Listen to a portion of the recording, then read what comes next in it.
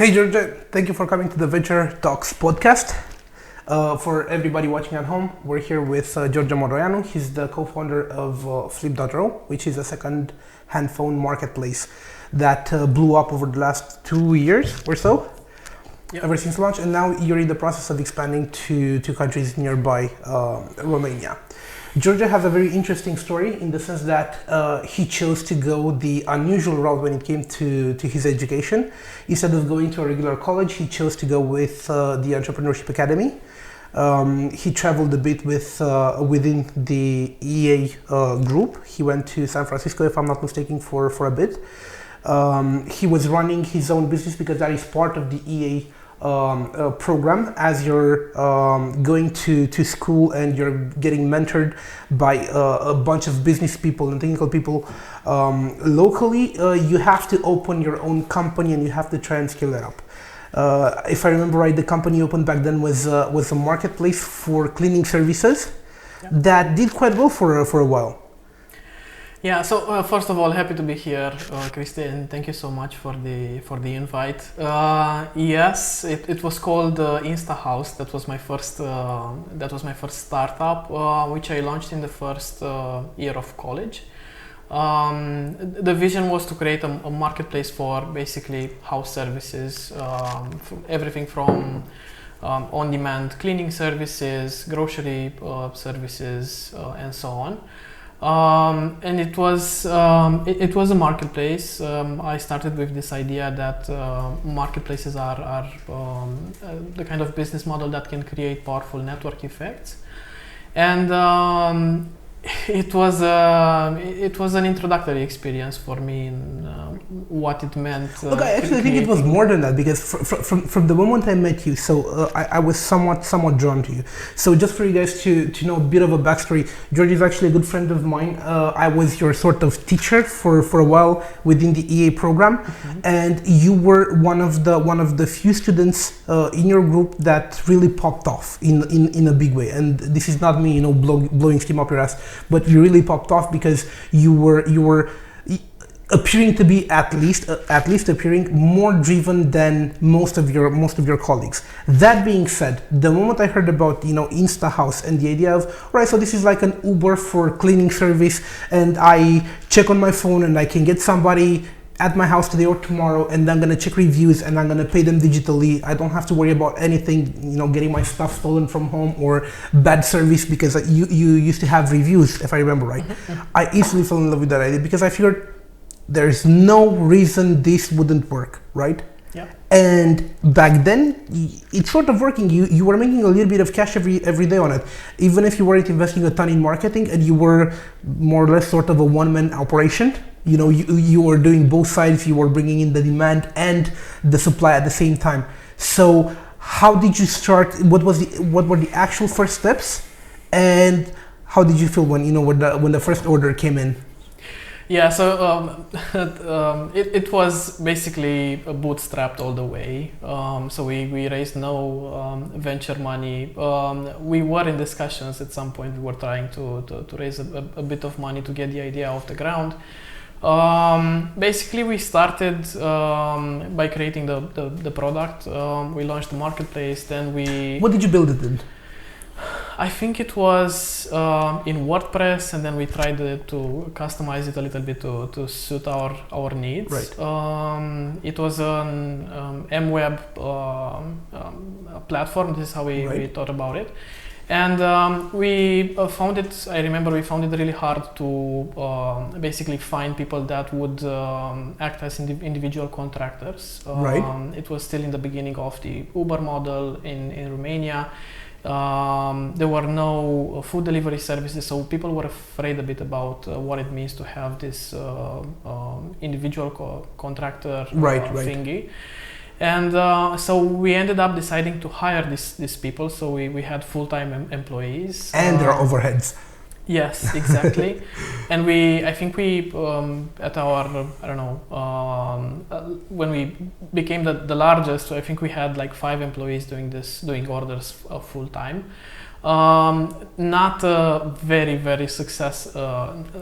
sustainable business model, but we think at the best moment we had, I think, 10 or 12 orders happening at the same time in a day, which was amazing for us. For a bootstrap startup that you started when you were, what, 18 or 19, something like that? Yeah. It's pretty good. And, I remember having some questions for you back in the day, because I was looking at this and, I come from somewhat of a humble background, and I knew that it was normal especially for women, as I was growing up, to have a second job as a cleaning lady.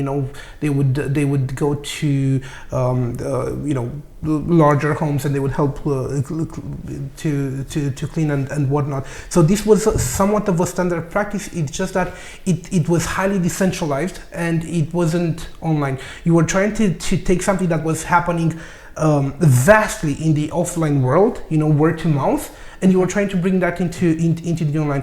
And I remember that it was something that was somewhat unnatural from my point of view, because you had a bunch of people who were looking for such gigs, but at the same time, I remember you sort of had trouble attracting, these people in your staff. Was it just because of the contracting model? Or was it something besides that? Mm-hmm.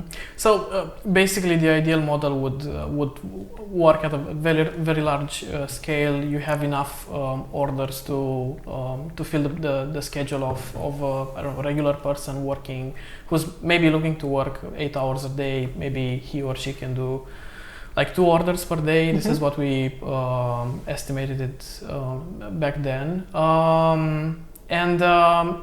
we found it hard to scale because of that, because it was hard to attract people to work as individual contractors. So we decided to hire them. Then we had it was quite difficult to get their schedules full every day. So we ended up paying salaries, although they didn't have enough orders. We didn't have enough. It was basically a flywheel. We didn't have enough marketing money to invest to attract orders. And so I was looking at this business model in Germany, for example. I think it's a business that's called Helpling. Yes. It was quite big back then, and they're launched in several countries, raised probably several hundred millions of euros in this model. And it made a lot of sense. I mean, the value proposition for buyers, for people who want this type of services, makes a lot of sense. And it's a very fragmented market. This is why it was appealing, because most people, or I know there is a market for such thing, because you have someone you can you ask your friend, you have somebody to come help me with cleaning or with chores. It's a lot of word to mouth. Yeah, and it's sort of like a gray. It's a market which is in the gray area, and this is what we try to do, to bring it more on the gig economy side, to make it. Do you think that if you were to have raised a little bit of VC capital, things would have gone a different way? Because let me tell you why I'm asking this. Right now, regionally, we have no large players who attacked this business model and this industry. And in my opinion, that's a shame, right? Because the business model is somewhat solid. With the way things are going in the economy, I think that more and more people are turning to side gigs more often than not. And adding to that, we have because of the way the economy has been going over the last few years, more and more people have started short-term renting, buying apartments and renting them on short-term on Airbnb, or simply building out rental property. So there's definitely niches where such services are highly needed. So I honestly I'm waiting for somebody to take over this and to build a business out of it. Do you think that back then, or even now, there's still the possibility that this could be turned into something good? I think so, yeah. I don't see any reasons for why it couldn't be done. I'm still wondering, I'm actually wondering if there are any business models who have managed to make it profitable, or who, can see the light at the end of the tunnel. if we were to raise venture money, honestly, it was my first venture back then. I think I knew so little about what it means to open up and scale a marketplace that I don't think I would have made it very, very far. I think part of the limited success that we had was also because of my experience, me and my co-founders' experience. It was our first startup. Yeah. It was also hard. We were having meetings with this bunch of people that were a lot older than us, and we were trying to convince them to sign up on this platform because they would get orders to go to people's house and make an extra buck, and we had a very low conversion rate to make them trust us. Do you have any funny stories from those meetings? I would have to think about that, but what I remember being specifically very, very hard is that unlike services such as Uber or food delivery, where it's basically not a lot of headroom in terms of what the person must do. It's basically very, very clear. For Uber, you have to get a person from point A to point B. You have to be professional and so on, but when you go to a person's house, there's a lot of different layouts, different furniture possibilities. So it's very hard to actually standardize this type of gigs. I remember I was looking at listening to podcasts with founders from these companies, and they were all talking about how hard it is to standardize it. It's also extremely subjective. I don't know what it means for me to have extremely clean house, various levels of cleanliness, or an extremely well done service. Maybe it's not the same to you. We would get these people, the workers to call them so, that were going to get this to get the jobs done, the orders. They were calling us, say, we need this type of special solution to clean whatever special material, or they don't have XYZ tool for us to get things done. Or they didn't mention they had a dog or a cat. This makes things a lot harder. We have to spend 3-4 hours. I'm not sure if I can get to the second order in time. So it was particularly hard to do it. I think maybe if we were experienced enough, we might have been able to tackle some of these problems with technology. Maybe get standardize it a little better. I think it can be done. I'm not saying it cannot be done. But I remember for us it was an experience with lots of know-how. I'll tell you one thing. So for sure, I'm absolutely certain that all of these aspects, the technical aspects, the lack of standards or the impossibility for standards, the difficulties in getting good personnel in, and promoting a sort of a new service, because at the end of the day there's a trust factor as well. You have to open your door to somebody, allow them into your home, right? So for sure there's all of these aspects, but I remember having somewhat of a, it wasn't a heated discussion, but it was a serious discussion with you one of those nights, and I was listening to you talk about this business and some of the trouble you were having, and I remember looking into your eyes and not seeing the fire, the spark, the passion. And I remember I told you something along the lines of, look, if you're not passionate about this, kill it now. Don't waste your time. Find something else that you're passionate about, right? Because you were driven and you were capable, but you were missing that. And I know that after that, it didn't take long for you to join a fund of funds. You were an expat for a while. Do you want to talk a bit about how that experience was like, being an associate in a fund of funds, so working sort of for the other side, the financiers? Sure. Yeah. To answer the last question, it was something that I was about to find out later, what it means to have founder market fit. Right. You have to be very passionate about the problem, otherwise you won't get very far. As it turned out, after a year and a half spent in this domain, what I liked about it the most was the fact that I was creating a marketplace, I was working with technology to fix you problems. like the process, but you didn't like the industry Exactly. We also you asked about the funny stories. I think at some point we ended up having a lot of demand, but we didn't have enough workers on the platform. So me and my co-founder ended up doing so. Congratulations, my friend. That's exactly, look, in my opinion, every single founder should go for something like this, and every single founder should know inside and out every single aspect of your business, every single function, right? Whether it's packaging, shipping, delivering, every single facet of it should be known. About the fund of funds. So I after winding down InstaHouse, the first experience, I remember that while I was still trying to figure it out, I ended up in contact with someone who was trying to raise a fund of funds. Basically, the thesis of their team was to invest in venture capital funds all around the world.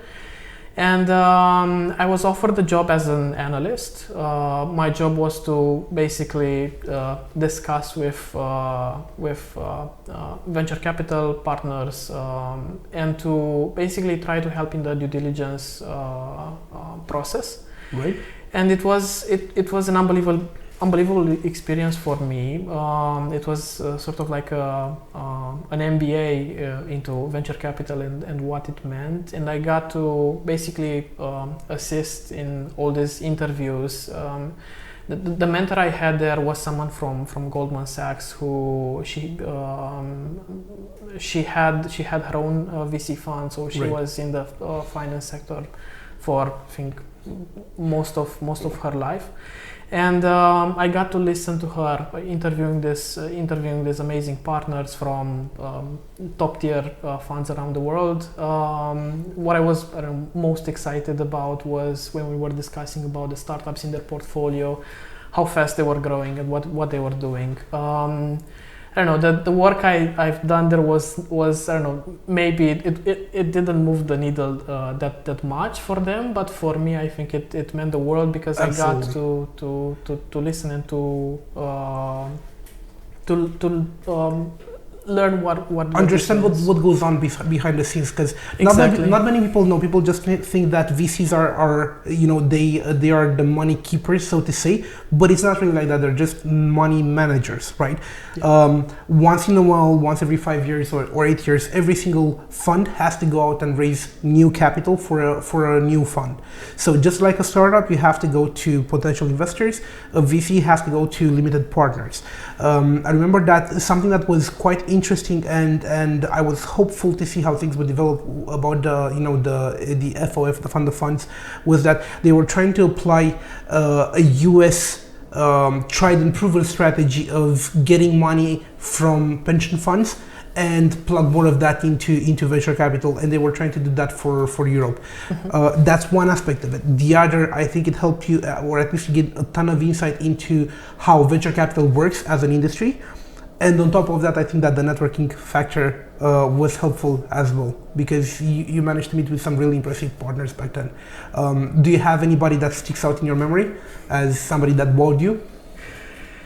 I think so it was such an amazing experience, and still when I think about it, I still sort of like can't believe it, because I was it was, I don't know, I was discussing with this partner who came from Stanford and has started 2 companies, has sold them, and now was in the process of raising this big fund, had amazing companies in their portfolio. And then there was me on the other side of the table, who was coming from basically nowhere, some city in Romania that nobody knew about. And I have lots of names. I don't know if I can remember a particular one, including partners from Romania. I know the fund of funds was discussing with a few of them. But what was I don't know. I did it for, I think, 8 or 9 months or so before realizing that maybe it's not the best path for me. Right.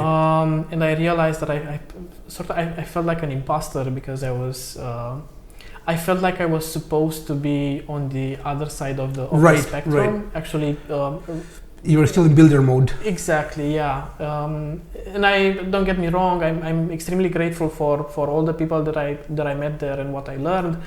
But I felt like that was not what I was supposed to do. What I was supposed to do was trying to build a company, solve a problem, raise money, build a team, Right. and then I don't know, maybe in the future go back into investments, because I really enjoyed That's pretty cool. that part. And then what happens is I don't think that after you left the fund, I'm not sure if 2 months passed, and we met again. And you were telling me about this new business idea you were having about a second-hand phone marketplace. Back then it was called Vetted, which is a pretty good name in my opinion, even if I like Flip more. But what stuck with me from our conversation back then was, so I already knew your drive as an entrepreneur. I already knew how driven you were, what sort of capabilities you had, how relentless you were in pursuing an idea, and fearless in many aspects. But this time, what was different was that you had the fire in your eyes. This mattered to you when you were telling me about the problem. Meeting with strange people, at whatever subway or next to a restaurant. You didn't know who you were supposed to meet as you were trying to buy a second-hand phone online, and you had this fire and this passion going on. I figured, oh my God, this is a good fit for you, right? So how did the idea came to you? What were the first steps you've made? Yeah. So I think there are this time there were two aspects that were different. First of all, I think after all of this experience in maybe the first 3 years of college, of trying failing, small businesses, yeah, and then keep failing at them. Also had tried some stuff during the high school. I don't know about that. What did you try during high school? I think that in the in high school I tried to create an e-commerce for health supplements. Really? Yeah. Like drop shipping or what? Yeah, exactly. And it worked terrible. Again, I had no clue about marketing. I had no clue about, I don't know, what it is to work with developers. What's like to create an e-commerce.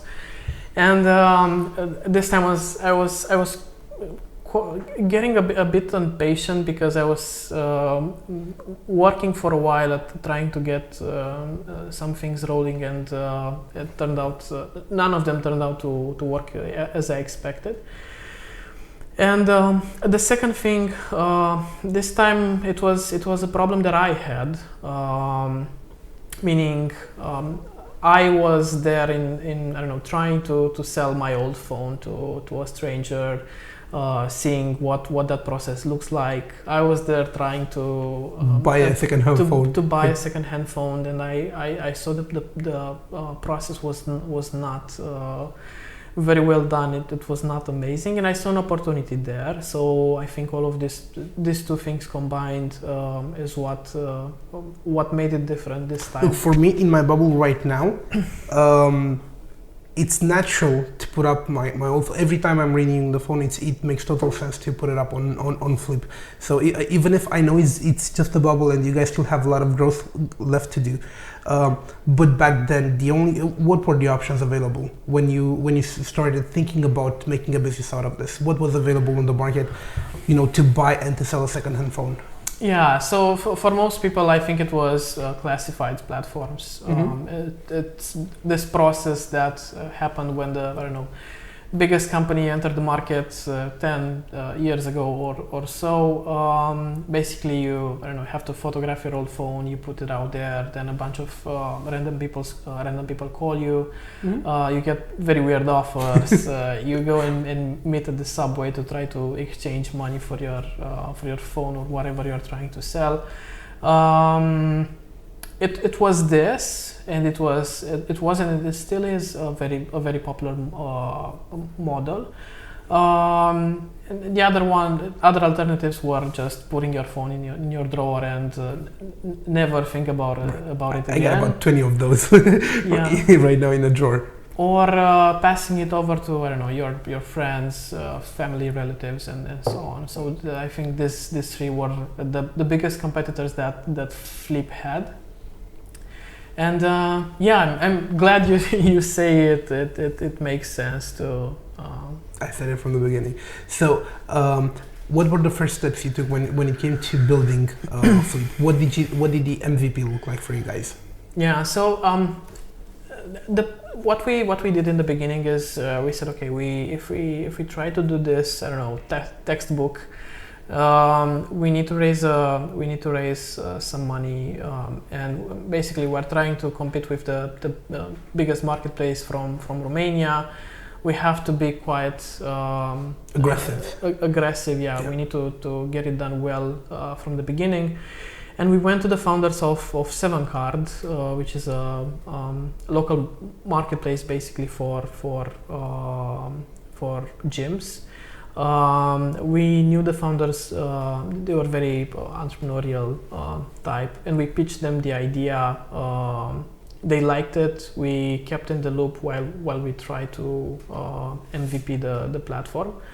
The MVP was quite rudimentary, I would say. Basically, we built up this website in a weekend. We were telling people, okay, if you have a good meaning a smartphone, a laptop, a working phone, yeah, exactly, that you or an iPad, that you are looking to sell, fill in this form. We'll come pick it up and we'll sell it for you and send you the money in your bank account.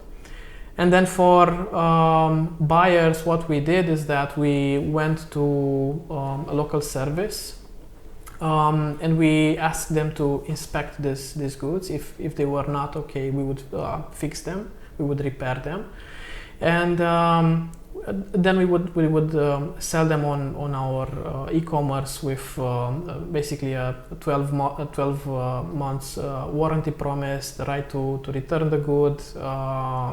So a ton of benefits. Yeah, and we had, I think, we managed to get 30 people to buy and sell through us, which was amazing. And it was... Any marketing whatsoever, or how did you do it?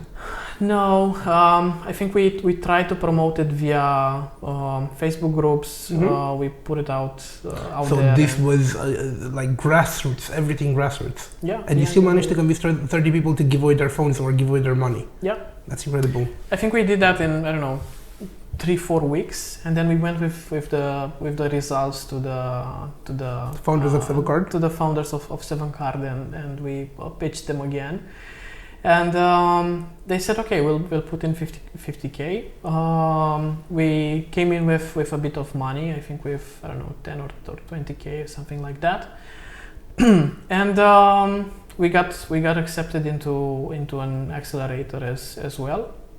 And this was our first round. We basically raised 120K, which was enough for us to build a platform, go to market with it, and we paid ourselves no salary, so it was quite good, quite a dark time. And we launched the seller side in the beginning, because we said, okay, if we launch the entire marketplace thing, we'll have no listings. It won't make sense for people to, I don't know, they'll come to buy something and you'll see no products. And we launched the seller flow, as we call it. People started sending in their phones. During all of this time, because neither you nor your partner, as far as I know, neither of you guys are engineers or not programmers. Mm-hmm. How did you manage to iterate new versions of the product? As you said, the seller flow, the buyer flow. How did that happen for you guys? Yeah, so we launched the first version, and then we just listened to customers. We were also doing customer support back then. Mm-hmm, mm-hmm. We did a lot of customer support. I think the first 6 to 8 months it was done by us before we hired the first person in-house. And was that the first hire you had in the company? Exactly. So before technical, before programmers, before designers, before anybody else, you hired the support person. Yeah. exactly. And basically, we just listened to customers telling us what was missing from the Right. platform, what was not going according to their And expectations. how are you managing, the changes on the website? Did you have an outsourcing company helping you? Yeah, Or? so we decided not to hire developers into the team because we had no idea about how to manage them, and so we decided to outsource this part. I think we discussed with 7 or 8 web development companies. We decided on one, and we just went for it. They helped us build the platform. It was it was a 50K investment for us, 50,000 euros. So that's almost half of your investment. Yeah, exactly. So it was a big bet for us. And then I think for every month we were saving up 10,000 euros allocated for development changes. And this is how we've done it in the beginning. So I remember just right after we launched, we started to get phones from sellers. They were very excited about the business model, and we were late launching the shop. It was coming How are close you late? to. What do you mean by late? I think we launched the seller flow in the first days of November, and then we promised them that when your phone will sell, we'll send you the money, but we did not have a deadline. Right. And then we were supposed to launch the shop, so basically people could actually buy these phones, and so we'd be able to pay the sellers. But our developers were running late with it. It was getting close to 15th of December. We were trying to. So you had the inventory for a month, cold inventory for a month that wasn't moving because you didn't have the shop open. Exactly. And people started calling you, hey, what's going on? Oh my God. Right. Yeah, it was a very tense moment. We decided to start paying some of the sellers because they were asking questions. So when is it going to sell? How are you going to sell it? Just at the moment, in the last. In the middle of December, we managed to launch the shop, and it was so imperfect. As it should be, yeah. As a first version. I mean, I remember we just launched in the first hour. I was looking at our website. The products had their photos upside down. I was like, how on hell is it someone going to buy a phone from So us? on 15th of December, mid-December, just before Christmas, did you get any of that, Christmas shopping spree? We did, yeah. I think it actually helped us a bit to unload part of that stock. And then, so basically after, I think right after Christmas, it allowed us some time to rest a bit, and on the 2nd of January we were back at it, trying to improve the product and to get the numbers up, which is what we did. It was so much about figuring stuff, what's important to sellers, what's important to buyers. We called them a lot. I think we called our first 300-400 customers individually to ask for their feedback. I mean, it was so important for us to get these things right. And then we decided to raise our second round we were thinking about raising 250,000 euros. And bad luck, it was right when the pandemic started. So we were three young founders trying to raise their second round. I mean, we had very short history about the business. We had, I think, 4 months or so of activity, and we had some GMV. We had some revenue. Right. I think we had orders. But at that stage, it's never about revenue. It's all about the signals and the stickiness. The revenues are just there, as a confirmation. But nobody's going to ask you about profitability, or at least nobody should, at that early of a stage. Yeah, right. And I remember we had a pitch deck. We were very excited about the results because we noticed that month by month number of customers was growing. At this time, did you also start doing any sort of paid marketing or PR? Yeah, we started with PR. I mean, we basically announced in all local media, press, that we started this company. These are our investors. This is what we've done previously, and it helped generate the initial level of trust. And then we went to raise our second round. It was horrible. I remember investors being very scared about. I mean, in all fairness, there was a lot of uncertainty at the moment. What I think helped us a lot was the fact that the founders of 7Card, especially Julian, he believed a lot in the business model, and he thought that we have sort of like a. He thought that if there was going to be a financial crisis happening along with the pandemic, Flip should not be actually affected, because this is where our value proposition comes in. We help people get a smart deal. And just as we were discussing right before we got into the taping the podcast, what we're looking at right now is a very interesting time in the market. So, I'm not a big advocate for a bubble or a financial crisis. Whether or not it will happen, we don't know, and nobody can say for certain. But what we're seeing today in the market is a lot of fear sentiment across the board, right? We're seeing hiring freezes, we're seeing restructuring at all levels, enterprise, banking, you name it. They're sort of making some decisions, some rash, some calculated.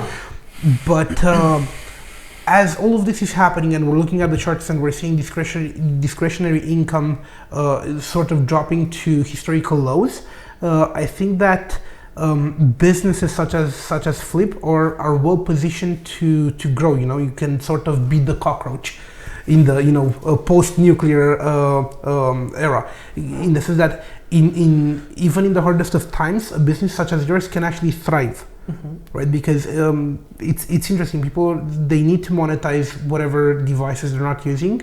You can be an outlet for that. They're thinking about maybe spending less for new devices when they need new devices or functional devices.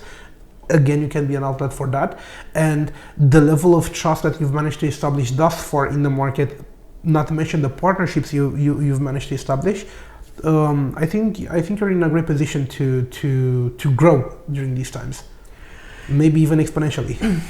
Yeah, that's what we also hope. We're very bullish on this idea. We think that we have an anti-cyclical business model. Now, I think that where there's also a lot of headroom besides what you said is that we're in a extremely large market. So and smartphones are this, I don't know, it's an indispensable good. You can't live without it. So I think that yes, perhaps not perhaps, and most certainly volumes will drop, but we still have a lot of room to grow before hitting any ceiling. And indeed, I think we will come across as the smarter way to shop. Look at it this way, it's times like these, crisis or not, however you want to look at it, where billion-dollar companies are minted. So if you look at Uber, if you look at Airbnb, 2009 is where they launched, where they were forged in fire essentially, and they were at the right time in the right place with the right idea, right? Who knows? Maybe I'm thinking across from the next Romanian unicorn. I'd love for that to be a reality. Maybe it's wishful thinking. I don't know, but well, let's hope so. Let's hope so. For sure. As all of this is happening, right? And I know that you're also expanding. You're launching Bulgaria. You've already announced that. I'm curious about the challenges of growing into your local market, your national market, and then what made you choose to launch, and why did you choose Bulgaria? How did you come to that call? So I'll answer that in sort of like a chronological way to make more sense. So we managed to raise that second round, Finally, what we did is that we convinced basically the existing investors to chip in again, and then we split the remaining amount into very, very small checks. So we ended up going to a lot of angel investors and have them chip in tickets of 20 to 30K. So we managed to pull off the round, and then we had some fuel to keep growing. What clicked for us was so we had a lot of demand and we didn't have enough supply. I remember. That's an interesting problem. For me, sorry, don't forget your thought, but for me, I would have expected you guys to have an easier time finding the inventory because every one of us has a phone in their, in their locker, in their drawer, rather than have more demand but not enough supply. Yeah, well, I think most marketplaces have this problem. They are supply constrained. It's harder to bring in the supply than the demand. This was also our case, and I remember, a typical day in the first 6 months was looking like this. We had 50 phones in our inventory. We were selling 35 per day. We were remaining with 15 end of day, and then the next day we had to build up inventory again. So we couldn't scale basically because we had nothing to sell. And this is the moment where we started investing a lot more into bringing sellers on board. We also started investing a lot more into bringing sellers. Actually, what did you do to bring in the demand? The supply. We did a lot of paid marketing in the beginning. This is, I think, it was our core marketing element. We can you share some of the assumptions? Do men sell their phones easier? Do men get rid of their phones faster than women do, or what sort of inside data do you have and you can share with us? Generally, people sell their phones in. It used to be shorter time frames, like 16, 18 months. Now it's getting longer. It's close to 24, 26 months because basically. The technical features for a new smartphone have plateaued for a while, so people are keeping their smartphones for longer. We have quite an evenly distributed ratio between male and females, I think. On the supply side? Exactly, yeah. What about the buy side? Is that equally... Really? Same, yeah. Well, I think that the feedback we got from maybe more females than men selling their phones was that on classified platforms usually men go to sell their phones. They're more used to this going out and meeting with people in the park. While for women it's not extremely it's not safe, it's unpleasant. This is a really good insight. You don't want to go through all the hassle, and so they immediately fell in love with the seller process, and they liked it. So I think that for them perhaps we're solving a much bigger issue. Discussing with them in the beginning, we noticed that most of them were telling us, it's so good that you guys came into the market because I asked my boyfriend or my friends or my friend to go and sell my phone, and rightfully so. Right. So after you've raised the round in some of the worst time possible, what was next for you guys, and how did you get from that to partnering with EMAG and then scaling to Bulgaria? What was the process like? Right. So we started focusing a lot more on getting inventory on the platform. I remember we moved most of our paid budget into the sellers and trying to get a lot more supply. And we noticed we were reading this that in most marketplaces, demand is also driven a lot by supply, and it makes a lot of sense. As you bring variety and enough supply on the marketplace, it's going to drive more buyers. So we started focusing on sellers a lot more. Then we started purchasing smartphones from suppliers. We found out that it's quite a big industry out there. There are these refurbishers that sell both refurbished smartphones and second-hand ones, because basically they are collecting them from buyback programs all around the world. So we were importing them. We were once again doing our technical check for them. We shipped But back. now you're buying in bulk. Exactly. Yeah, we shipped back to them the devices that we thought were not the ones that were not passing our technical inspection. And so we started building a lot more supply. And it just immediately unlocked more demand for us. We went from doing 300,000 euros per month to doing 600,000 euros per month. From you doubled overnight just by having the proper supply. Yeah, exactly. It's incredible. And we continued to do so. We raised a bit of. We knew that in order to, so Q4 was coming. And we knew that in order to grow, we need some cash. So we went to the investors and proposed. Hang on, because all of this was happening as the pandemic was going on and as shops were pretty much closed, right? They sort of opened back again, but the economy didn't really kick into gear, right away. So you essentially doubled from 1 month to the next from 300K to 600K as all of this was happening. Yeah, this was close to Q4, and you could still feel obviously the effects of the pandemic.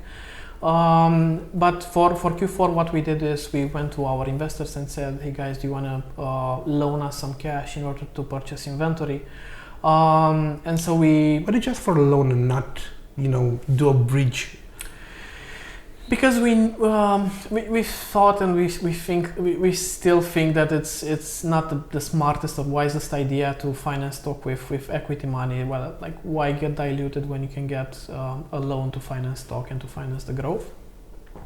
And so we went out there. We raised some more capital, and with this we were basically it allowed us to build supply. We had a terrific Q4. It went very well. We also in the same time we moved the service from outsource, because this time we basically launched with an outsourced service. We were using a partner to do all the technical inspections and the repairs for us. We noticed that this is a core business for Flip, and we have to do it in-house because we have a lot more grip on the quality. Sure. It could scale with us, and so we decided to move it in-house. Were the costs lower right off the bat? The unit cost of checking the phones, making sure that they're pretty, cleaning them out and getting them ready to... Exactly. It was a lot cheaper also. And we ended up our first fiscal year with 2.5 million euros, which was amazing for us. It was a good year. After doing it right after Christmas, we got together and said, okay. Were you making? Did you have any actual profit on those 2.5 mil? Considering all of the investments you've made in that year. No, we weren't. But in the same time, we were also not burning very much cash. So we were at a good place. Mm-hmm. We had a bit of cash, but we certainly needed more in order to grow. In order to grow, yeah. And we sat down after Christmas and we said, guys, we have a huge opportunity ahead. In the same time we discovered several business models out there, like Back Market, Swappy, who are these giants now, who basically were founded 4 or 5 years ahead of us. Raised, Back Market, for example, raised $1 billion from investors like Goldman Sachs and so on. They're doing 1.5 billion euros in GMV. They're going for the new market. They're a competitor to the new market, and it was just insane to see this new category happening. And we noticed that in Central Eastern Europe there was nobody doing it. So we said, okay, we can be the largest player here. But we knew we needed cash. And so we decided to raise the third round. We wanted to raise €1 million, and right when we decided to raise the round and to close it basically in April, we discussed with our initial investors. At the same time, EMAG has announced they were basically launching their fund. And at the same time, we actually approached them to ask about their experience with scaling outside Romania, because we knew that this was an important a core element to the business model, scaling outside Romania. And so we were in discussions about. They were sharing about their experience with us. And at the same time, they announced their venture fund, and we knew that we had a great chemistry. Talk about synergy. Yeah, and we hit off immediately. We started our due diligence process. We basically sat down at the same table, and we decided to make Flip the biggest marketplace in Central Eastern Europe for refurbished goods, we closed the round officially in October. It's now refurbished goods, it's no longer phones? So right now we're still doing phones. The decision to do phones was basically we looked at the market. We noticed that 75% of what's selling out there, they're smartphones. And we said, okay, let's do smartphones first. Let's focus on that and do it amazingly well, and then we'll add other categories such as laptops, tablets, and so on. We're still focused on this, and perhaps in the beginning of next year we'll start looking at categories more in depth. And so last year in October we officially announced the round. EMAG wanted for them to be our single partner, because we said, okay, if we go on this journey. So you cleaned the cap table a bit, and you moved on with EMAG. Exactly, yeah. So the existing investors exited to EMAG. We were very happy to see that. Some of the initial investors who really believed in us when we had just a pitch deck and the three of us with an idea, it went well for them. And we closed the second year with 14.3 million euros. So quite a good quite a big change, rate. Yeah. And for this year, for 2022, we decided to double down on Romania, to scale a lot more here, and also open our first countries. We launched Bulgaria 2 weeks ago, thanks to our amazing team, and we're starting to see the first few hundreds of orders there. And we also have Hungary in the roadmap for September. So you're telling me that you're not really stepping into EMAG's footsteps. It's a slightly different business, but you've learned a lot from them. Exactly, yeah. What I mean is, when I say we don't have an extremely similar business model, is that we're not so logistically heavy. We don't need a warehouse in the countries we're going to. We don't need that much feet on the ground. We decided to do everything here in Romania. So basically, we ship everything in and out from Romania, and this brings a lot of scalability to the model. And the next countries we're looking at are certainly in Central Eastern Europe. We're looking at several countries. I won't name them because we are trying to be one step ahead of competition. Do you have any competitors nearby where you're impressed with what they've managed to achieve? Mm-hmm. Sure. As I said, back market, I think they're doing a phenomenal job in the United States and in France. We have Swappy as well. We know they are in Finland and in the Nordics. They are also growing at a very good pace. But around us in the region, there's nobody who is who has taken the leader spot, sort of. Look, this is an amazing growth that you're sitting on, and it's such an interesting story. And for me, what I'm actually fascinated about when it comes to you is the many transitions you've went through. So this isn't simply about trying and failing, but this is about personal development in many areas. Because here's what I'm thinking about. You started just building something for the sake of building something back in high school and in your first year of college with a cleaning company.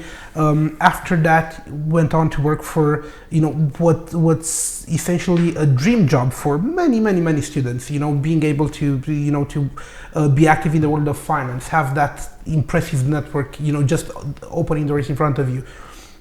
Then coming back to Romania, the land of whoever, right, and starting a new venture here and taking it step by step, and at the same time sort of having the youth that you have. How old are you right now? 25, right? So but you started this when you were 22. Yeah. Right. Yeah. So being 22, having a little bit of imposter syndrome, as you said back in the fund, rapidly scaling this incredible business, taking no salary, no money from your initial investment in the company, being accelerated, getting an actual VC on board, doing a round in the worst time possible. I'm curious, how was it for you when you first started withdrawing money from the company as an employee in your own company? Was it a weird feeling for you? I mean, did you have a discussion with your partner negotiating each other's salary, or what was that process like?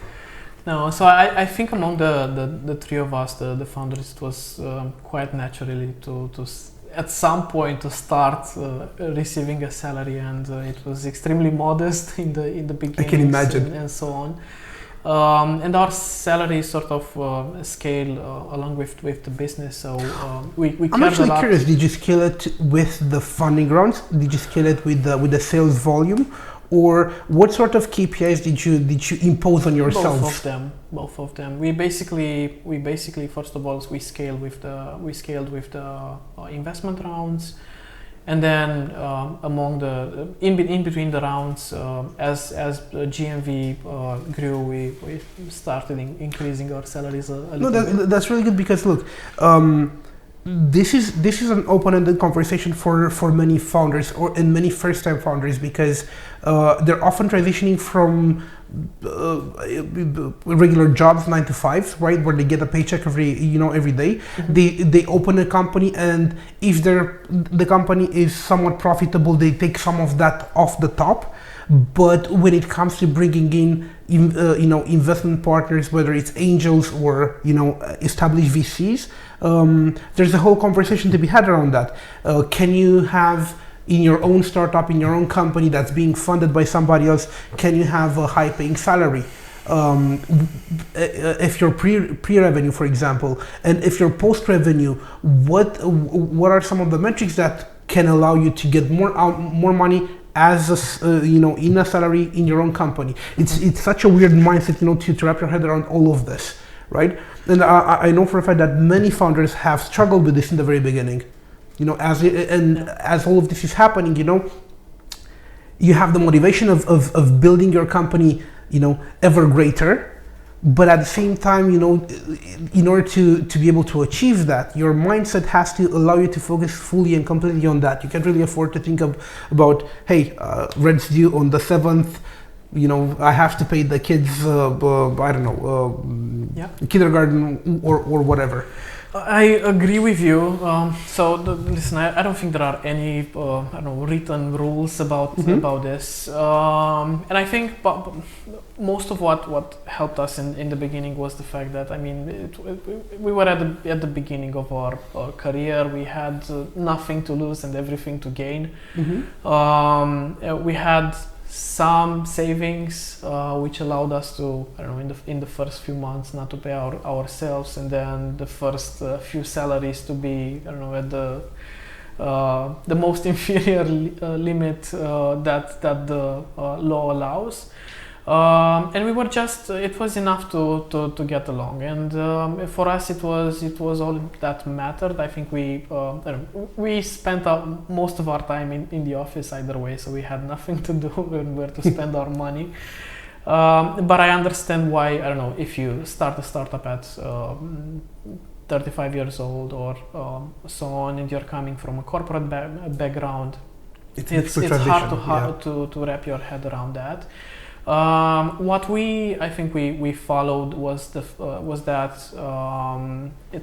we tried to be as we always put the company first and ourselves second, and if the company did good, we did good. This is why we initially we tried to make as much as possible with the first two investments. Right. That's why we didn't pay ourselves, so we paid very low salaries, and then as we noticed the company was growing, we said, okay, it's fine if we take some more cash, because it's no longer crucial to the company to have that extra 500 euros in the company. And as you mentioned, you always have to put in balance the other benefits that a higher salary brings, which is peace of mind, more time sometimes. On the topic of balance and more time, I'm not a big fan or a true believer in work-life balance, especially if you're an entrepreneur, right? The way I'm looking at it is you're still very young, you've accomplished so much, and yet these are your grind years. If there's ever a time to go all in, head first, no breaks into something, it's this sort of period of time. It's never too late, that's not what I'm saying, but there's definitely an advantage to having the energy of a 25-year-old, full on pursuing something. But at the same time, that requires sacrifice and discipline, because you're not out partying, you're not, going on lavish vacation that lasts 6 months. You're not doing any of the things that normally would be attractive for a 25-year-old. Normally, right? But how are you looking for any sort of balance? Is it hard for you to focus fully on Flip right now? Do you expect in the future maybe to shift your priorities towards yourself a bit? Me and my co-founders were discussing this actually yesterday in another podcast, and it's funny because we never think as much about it as It's not really work, is it? One might wonder, why? Because it's fun for us and it feels natural to be here. This is how we have fun. This is how we grow. We don't look at buying a car or going to a nice vacation or so on as any measure of success. And that I think that shaped us and our lifestyle into having something I would say modest or a good living. And I don't feel like I'm doing much of a sacrifice because it just feels natural to be every day at it. It's good. And I think it's I don't know. I'm not saying this is the only way you could do it. Right. I can certainly perhaps be more disciplined with my time and take some more time off. I know I can do that. But it's also the place that brings me energy. So I know that when even in the weekends, most weekends I'm in the office and I work, and it's something that gives me energy. I remember looking back and thinking, I'm not really working. If I wasn't in the office or right here, doing this, I would be, some other place spending time with my friends. Well, if your friends are your partners, and what you like to talk about with your friends is, business or stuff like this, or strategies, or metrics, because it's passion at the end of the day, right? So what other better way to spend your time? In some ways I think it's a lifestyle. Sometimes I don't know, I look at my friends who are also in startups, and I see the same thing. I think it's, I don't know, I've never met a startup founder that's doing extremely well, who's not, I don't know, all in and spends most of his time working at it and then thinking about it. Certainly there's room to be disciplined, and I don't think that's the only way. Now that you're sort of, again, looking at your evolution and the way you've transformed over time, do any big differences come to mind as to, when you're younger or when you're just starting up, you're thinking, man, when we'll cross the first million in revenue, what will that look like, right? And you sort of, you have a mental picture in your head, you sort of frame it in a certain way, and then there's the next goal, the 10 million mark, or the 100 employees, or, the full floor office, right? There are so many milestones, we're being able to work with big partners like EMAG, like whoever. Having crossed all of these bridges, these steps, is there a difference between how you were thinking about it, the way it would turn out to be, and what it was actually like living through it? Yeah. It's funny because I remember the first pitch we had to the Techcelerator, and I was thinking, man, if we just managed to raise this round, this will be my first investment round ever. I'm gonna be so happy. I promise I'm gonna do everything I can to make the startup successful. That's all I need. And then we managed to pull it off. Yeah. And then we raised the money. We had a really good pitch. Yeah. I think we you were one of the judges' favorite. Honestly, I remember the day and the discussions we were having in the background as we were scoring everybody. Yeah. Go on. Yeah, but so I think that every milestone at I don't know, at some point, for me at least, it felt like a dream. Man, I can't wait to have, I don't know, the first day or the first month with €1 million in orders. Or I can't wait to have an office. I can't wait to. But now we're past. We've passed most of this. I mean, if we look where we started, and now we're 115 people in our office. We have some of the smartest people in the Romanian market working at Flip, and I'm so the fact that I work with them, it brings me incredible joy and gratitude. I don't know. We've raised some money. We're growing fast. We're I could say an international company now. And you are? I look at myself and I realize that you always want more. Okay, you did the first month with 3 million in sales. When is it going to happen? The first month with 5 million in sales. When are we going to hit 100 million euros per year? Is there any disappointment between how you were framing it, back then, and what you found out once you crossed that door? Any sort of disappointment? I don't think there's a disappointment, but I think it's definitely, I enjoyed the moment a lot less than I imagined I would. It's sort of like it's a temporary joy. You celebrate it, I don't know, you're happy 1 or 2 days, and then you're back at it trying to achieve the next milestone. And I think to some extent it's normal. Then again, you should take time to celebrate that and to be grateful that you managed to pull it off. You don't seem like the celebratory type. It's like, I'll have a glass of water or a beer and then come on back to work. Yeah, I mean, probably. Did you open a champagne, or what did you do? When you crossed, here's the milestone I'm looking at, when you crossed 100 people, because I know that for you it was very important to work with a good team and have plenty of smart people, helping out you and your mission. So what was that like? As that's sort of recent, And for me, sorry, just as a side note for everybody, for me that's a huge surprise. I remember talking to you like a month or two ago, not long, and you were like 70 something people, and now you just told me it's like 115. Like overnight, it's. No, not really. I think that we've reached this milestone in the past 1.5 months or so, but we definitely grew a lot since the beginning of the year. We definitely celebrated the milestone of hitting 100 people in the team, and I think we always try to have a moment of celebration and to look back and also enjoy the process and what we managed to do.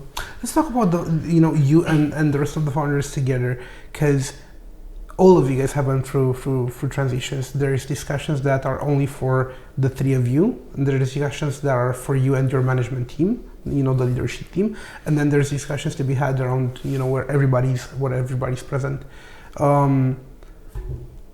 What was it like for you to learn the difference between the three discussions? Yeah, I think that so I went through a lot of transitions and phases or stages, to call them so, since I started my first startup in the first year of college and till today. But I think the most transitions happened while I was working at Flip, because I feel like once every 6 months my job is changing. It's a different company. Yeah. And probably the hardest thing for me to learn was how to step back from building myself, doing product hands-on, or doing customer interviews, or doing you name it, to taking a step back and to realizing that we have a management team now. I have to work with them. I have to establish the vision and to help them succeed. Yeah. And it was a process for me to learn how to work with them. Were you a control freak? I'm a little bit of a control freak, yeah. I have this this idea that I operate with it in mind. I think the CEO of IBM said this: only the pessimists survive. And I think I always operated since the beginning with this idea of worst case scenarios every day. Yeah, hope for the best, prepare for the worst. And when you prepare for the worst, I think it boosts the quality of your work. You try to do the best in order to have the best product, have the best team, have the best marketing and so on, in order to reduce the chances of failing. This is what I'm trying to also instill in my team, and I think it ends up pushing the quality bar quite high. But I'm trying to learn how to balance and not to go hands deep into everything. Another interesting transition for you is, or at least from my perspective, is your partnership with IMAG. So IMAG is an absolute monster in the good sense, in the sense that they're a huge organization. They have know-how on levels most people can only dream of when it comes to data and insights they mine from that data. How do you ensure sort of a balance, having such a huge partner, being equitable on both sides, and being able to build something together? Mm-hmm. Well, I think every partnership sort of starts with intent, starts from the intent. What we saw in Mark's leadership team was a good intent and the will to make Flip the biggest marketplace in CE, which was also our vision. And we started the partnership with full trust in one another. We discussed since the beginning how the partnership will look like for the next years. And I think it turned out even a lot better than I even expected, because they are extremely proactive. We benefit a lot of from their know-how. The people inside the company are, I don't know, willing to sacrifice a few hours of their time to come and teach us about analytics, or to share what they've learned during the expansion of eMag. That helps a lot, and that helps us move a lot faster than if we were to make these mistakes on our own, or to learn them at our own pace. I remember, I don't know, Tudor, the CEO of the company, is always mentioning at our meetings that we're trying to teach you the mistakes that we did in 3 years, not in 20 years. And I mean, it's definitely the best partnership we could have done. I'm incredibly happy to hear you, learn so much in such a short amount of time. Flip is slowly becoming a monster in its own rights. George, I think this is it for us. Thank you so much for joining me, and I'm looking forward to seeing you again, my friend. Thanks a lot, Christy. Happy to be here.